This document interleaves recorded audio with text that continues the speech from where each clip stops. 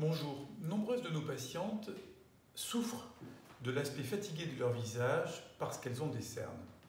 Tout d'abord, il y a deux types de cernes creux, cernes colorées. La peau est trop foncée. Si l'on parle des cernes creux, cette déformation peut être aujourd'hui aisément corrigée par une injection. Soit une injection d'acide hyaluronique qui va se faire à la canule, ici, dans cette région trop creusée, avec un acide hyaluronique fluide, très peu volumateur, injecté sous le muscle orbiculaire des paupières pour ne pas venir donner des poches qui auraient remplacé des cernes. Cette intervention coup d'éclat sur le visage donne un résultat immédiat.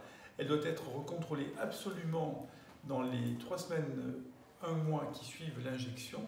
Elle doit être très légère, quitte à en rajouter lors de la seconde visite du patient.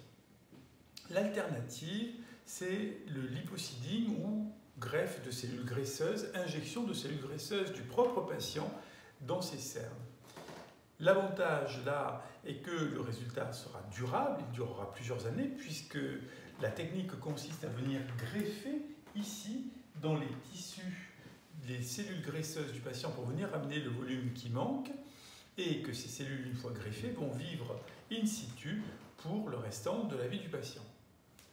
Bien sûr, le visage va continuer à vieillir et une correction, même en cas d'injection de graisse, devra être apportée 5 ans, 10 ans, 15 ans plus tard, en fonction du vieillissement. Quels sont les cas où il vaut mieux mettre de l'acide hyaluronique? Quels sont les cas où il vaut mieux mettre de la graisse? Les cas où l'acide hyaluronique est favorable sont les cas simples ou les cas où l'on a beaucoup de tissu ici.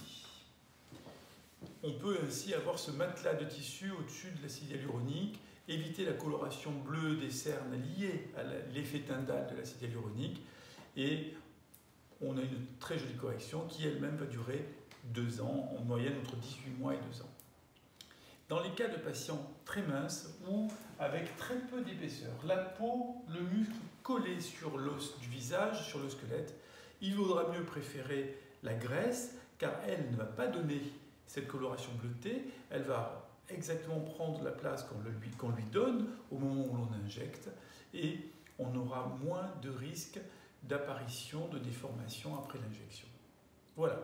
En tout cas, les cernes, le creux des cernes se corrige, il permet de retrouver un visage reposé de deux façons, injection d'acide hyaluronique ou injection de graisse. Enfin, il faut noter que le praticien qui va injecter doit être particulièrement expérimenté dans ces deux techniques car c'est une zone qui est fragile et qui nécessite beaucoup d'à-propos et de dextérité, d'habitude manuelle dans ce type de geste.